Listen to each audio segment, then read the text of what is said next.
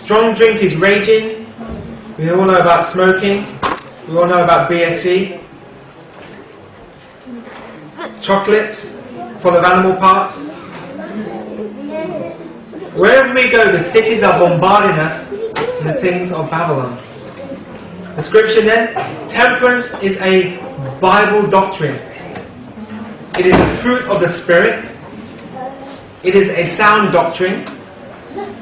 It is part of allowing us sanctification. Do you want to be sanctified people? Then we have to be temperate people.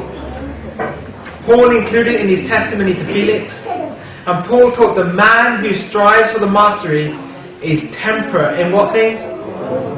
All things. The law of temperance must control the life of every Christian. God is to be in all our thoughts. His glory is to be kept in view.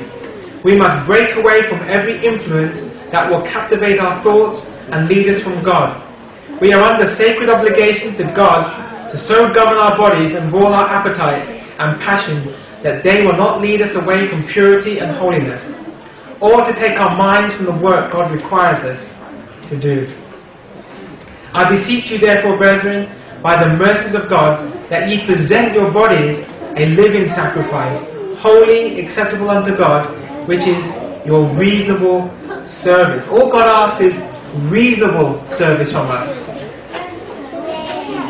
And be not conformed to this world, but be ye transformed by the renewing of your mind. Nutrition. Proper nutrition is vital to good health. Choose wisely what goes on your table. Food should be prepared with simplicity. Eat 50 to 75% of your food raw and eat it first. Fruits, vegetables, grains, nuts and seeds contain all the elements to make good blood. Eat a high complex carbohydrate, moderate protein and low fat diet. Complex carbohydrate is whole bread, whole rice, whole pasta. Complex.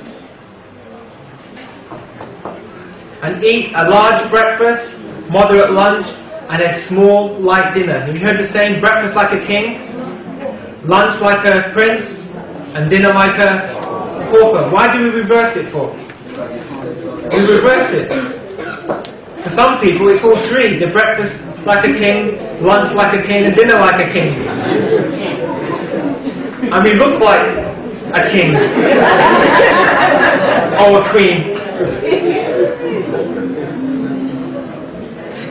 You know, when I was growing up, we used to do the reverse. We used to have a very large dinner, and then for breakfast I'd have a very small breakfast, and then lunch used to be average. And nobody taught me these things until I read them for myself. Where were the Seventh-day Adventists to teach me on health? For 19 years of my life, there was one Seventh-day Adventist that came to my door and told me about good nutrition. I learned it the hard way. And I found, because I was having a big dinner in the evening, I didn't have a good appetite in the morning. So as I was going through my Counsel on Diet and Foods, I was trying to read these principles, I thought, okay, let's see, if I reduce my evening meal, let's see what happens. And in the mornings I used to have my 1.5, maybe 2 shredded wheats or 2 Weetabixes. And then in the evening I cut back to maybe 1 sandwich. And after 2 weeks, you know what happened after 2 weeks? For breakfast, I went up to about 6 shredded wheats. You know they talk about, can you eat 3 shredded wheats? 6 shredded wheats. 6 Weetabixes with 3 pieces of fruit. And eventually I did away with my evening meal. And I found that at breakfast time, I had a hearty appetite. Can anyone eat 6 shredded wheats for breakfast? No. My brother can. Breakfast should be like a king. Properly combine your foods.